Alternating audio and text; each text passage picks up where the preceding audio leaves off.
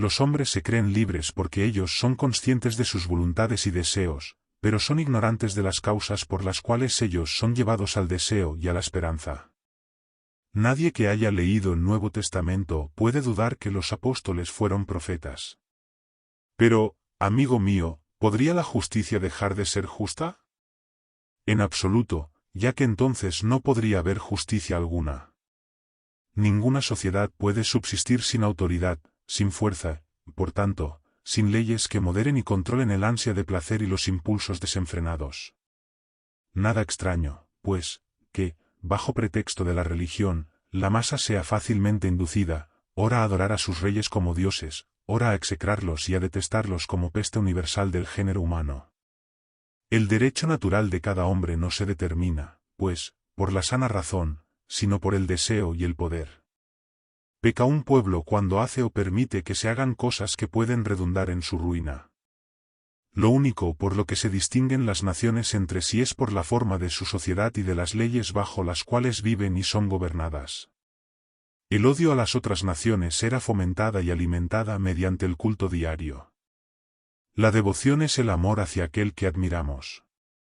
No es posible que una sustancia hubiera querido limitarse a sí misma, y menos una sustancia que ha existido por sí misma. Por tanto, digo yo, será limitada por su causa, la cual necesariamente es Dios. No podemos conocer a nadie más que por sus obras. No me arrepiento de nada. El que se arrepiente de lo que ha hecho es doblemente miserable.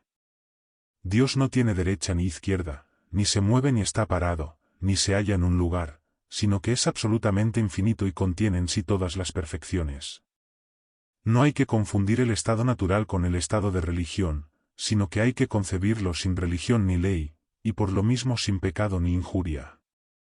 Si los hombres pudieran conducir todos sus asuntos según un criterio firme, o si la fortuna les fuera siempre favorable, nunca serían víctimas de la superstición. Que el hombre tenga la idea de Dios está claro, puesto que él entiende sus atributos y estos atributos no pueden ser producidos por él, ya que es imperfecto.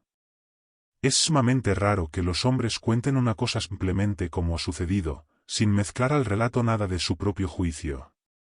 Espíritu Santo, en realidad, este no es otra cosa que la tranquilidad de ánimo que surge en la mente por las buenas acciones. Estado democrático. He tratado de él, con preferencia a todos los demás, porque me parecía el más natural y el que más se aproxima a la libertad que la naturaleza concede a cada individuo. Ningún milagro nos permite entender ni la esencia, ni la existencia, ni la providencia de Dios, sino que, por el contrario, estas cosas se perciben mucho mejor por el orden fijo e inmutable de la naturaleza. Los hebreos creyeron que su reinado era el reino de Dios y que sólo ellos eran hijos de Dios, mientras que las otras naciones eran enemigos de Dios, hacia las que sentían el odio más violento. El segundo atributo, que nosotros llamamos propio, es la providencia. La alegría es el paso del hombre de una menor perfección a una mayor. No podemos estar ciertos de esa tradición ni de la autoridad del pontífice, tampoco podemos fundar nada seguro sobre ellas. El que se arrepiente de una acción es doblemente miserable e impotente. Nadie, en efecto, podrá jamás transferir a otro su poder ni, por tanto, su derecho, hasta el punto de dejar de ser hombre. Ni hay nadie tampoco que no desee vivir, en cuanto pueda, con seguridad y sin miedo. Quinto Curcio ha señalado con acierto, no hay medio más eficaz para gobernar a la masa que la superstición. Cuando este afán se refiere a la mente, lo denominamos voluntad, pero cuando se refiere no solo a la mente, sino también al cuerpo, lo denominamos apetito. Nosotros no podemos demostrar por la razón si es verdadero o falso el fundamento de la teología. No se puede afirmar con derecho que existe desorden en la naturaleza, porque no hay nadie que conozca todas las causas de la naturaleza para poder juzgar de ello. Por los milagros no podemos conocer a Dios. Es un hecho comprobado que el pueblo ha logrado cambiar muchas veces de tirano, mas nunca suprimirlo.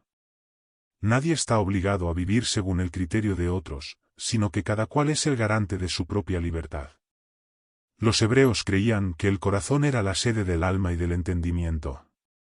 Puesto que querer es desear, el deseo ha de ser la esencia del hombre. Querer ser para siempre. Existen, además, otros dos afectos, la alegría y la tristeza, ambas relacionadas con el ser. La alegría sería el aumento de la perfección del ser, mientras que la tristeza sería su disminución. El apetito no es otra cosa que la esencia misma del ser humano, el deseo. No se puede concebir que Dios dicte leyes a los hombres como un príncipe o un legislador. El verdadero fin del Estado es, pues, la libertad. La Escritura suele pintar a Dios a imagen del hombre y atribuirle alma, ánimo, afectos e incluso cuerpo y aliento a causa de la débil inteligencia del vulgo. La paz no es la ausencia de guerra, es una virtud, un estado de la mente, una disposición a la benevolencia, la confianza y la justicia.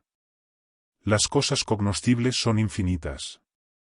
Quienes se empeñan en descubrir en los libros proféticos la sabiduría y el conocimiento de las cosas naturales y espirituales se equivocan totalmente de camino. Dado, pues, que la ley no es nada más que la forma de vida que los hombres se imponen a sí mismos o a otros por algún fin, parece que hay que distinguir ley humana y ley divina. Porque yo veo claramente que solo hay un uno, el cual existe por sí mismo y es el sujeto de todos los demás atributos. Cuando el hombre comprende que no es libre y acepta su esencia, es cuando puede realmente acercarse a la libertad. La providencia para nosotros no es otra cosa que el conato, que encontramos en la naturaleza total y en las cosas particulares, y que tiende a mantener y conservar su propio ser. Por naturaleza, en efecto, nadie sabe que está obligado de algún modo a obedecer a Dios. Las ideas no son unas pinturas mudas sobre una pizarra, una idea, en tanto que es idea, incluye una afirmación o una negación.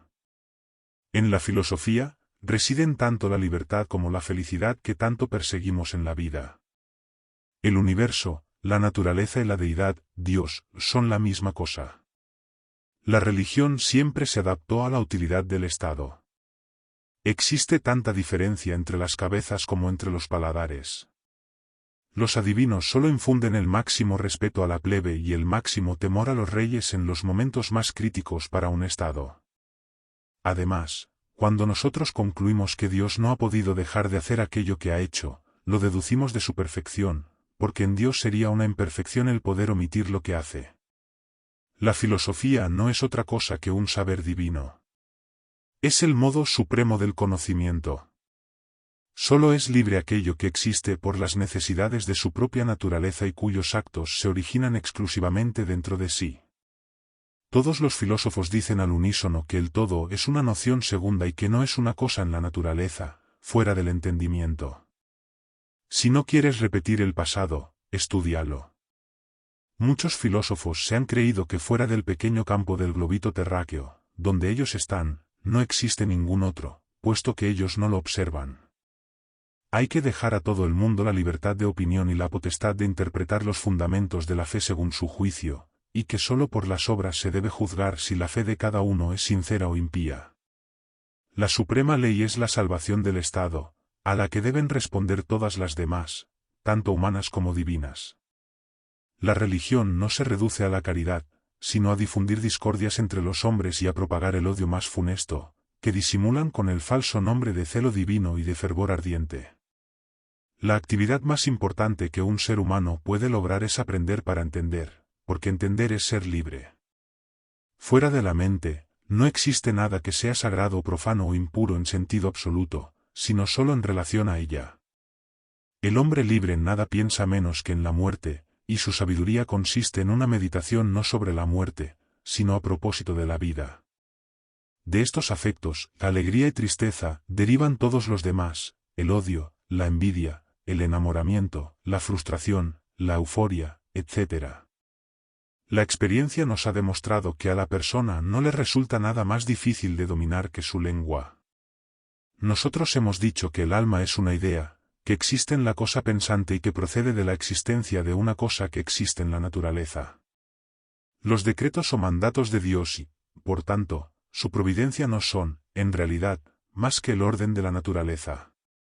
El estado más violento será, pues, aquel en que se niega a cada uno la libertad de decir y enseñar lo que piensa, y será, en cambio, moderado aquel en que se concede a todos esa misma libertad. El ser del hombre es saber que no es libre y que tiene que vivir de acuerdo con su naturaleza, Dios. Entre la feoteología y la filosofía no existe comunicación ni afinidad alguna. Existe tanta diferencia entre las cabezas como entre los paladares. Como Dios es causa de sí mismo, basta que lo demostremos por sí mismo. La esperanza es una alegría insegura surgida de la idea de una cosa futura o pretérita de cuya realización dudamos en alguna medida. Esclavo es quien está obligado a obedecer las órdenes del Señor, que solo buscan la utilidad del que manda. Lo que ningún monarca ha podido conseguir ni por la espada ni por el fuego, lo han logrado hacer los eclesiásticos con solo la pluma. El deseo es la esencia misma del hombre, en cuanto se concibe, determina actuar sobre algo, merced a cualquier afección dada a la propia esencia.